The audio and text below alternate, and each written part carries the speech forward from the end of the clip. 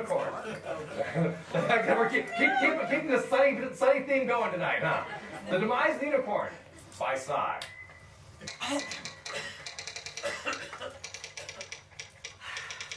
Fantasy novels are too bright and cheery these days. I'm gonna write a dark one, like George R.R. Martin. The Demise of the Unicorn by Psy. Chapter 1. Lord Flibberbast was a mighty man. He knew all the spells. He had command over all of nature. Boy, I love having command over nature. My considerable magic power. But he was lonely, as men of great power often are. He longed for the day he might find a fair maiden with whom he could share his adventures. Oh, I'm so lonely. Even with my considerable magic power and my control over all powers of nature, I can't cast the spell of love. Hi! Hi, handsome! Opportunity! The milkmaiden Broomhilda had arrived. She always did have an eye for Lord Flibberbast. Hi, Broomhilda. How are ya? Fine. You're looking swell these days. And you smell like money. That's my favorite smell. Oh, Broomhilda, you know exactly what to say. However, Lord Flibberbast didn't know what was in her heart. She was, in fact, a rival witch. And she wanted Lord Flibberbast's power over nature. So, what are you getting me for my birthday? I'm commanding 1,000 squirrels to knit you the finest 8-foot quilt you have ever seen. No, that's not the right animal. Delete, delete, delete, delete. Let's pick another one. I will pick 1,000 starlings, cast a magic spell, and they will make you the most beautiful dress made out of satin. No, too cheery. I'm going to command an ornery gopher to make you a peanut hat. The ornery gopher was his specialty in conjuring. His name was Herbert. Herbert, I have a job for you. Yes, master. Your wish is my command. I have made a peanut. I demand that you make a hat for Brunhilde. No problem.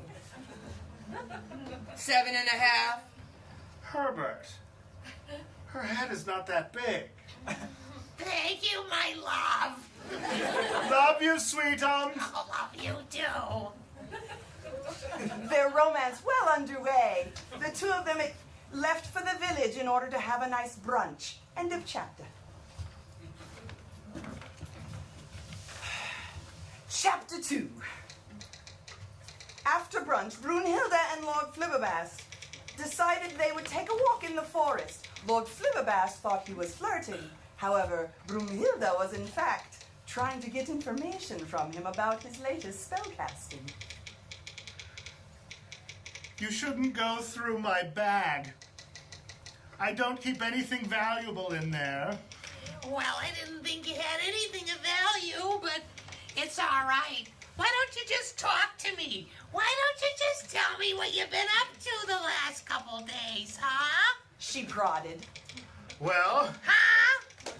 having such considerable magic power. Suddenly, a unicorn burst forth. Oh, no. Brunhilde hated unicorns. It's one of those unicorns again. I could do something about that. Perhaps you should. They're just bearers of happiness and joy. They make me sick. The unicorn did its level best to make Broomhilda happy.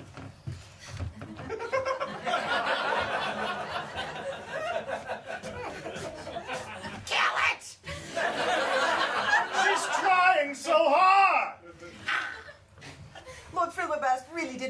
kill the unicorn, because, of course, he was made of goodness and light and rainbows and happiness and glitter and wonderful things like disco balls and Diet Coke with ice. Sweet, sweet unicorn. I have brought you this feed to feed your stomach. I only ask that you pretend to die for the sake of Brunhilde, maybe, going out with me on a second date. Gotcha. Wink. End of chapter. Big Finish. Chapter 3. The unicorn hatched its plan to make Brunhilde happy by pretending to die.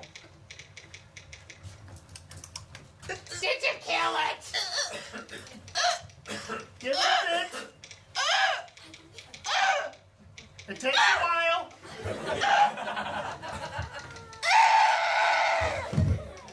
Brunhilde was impressed at how long it took the unicorn to die. It must have really suffered.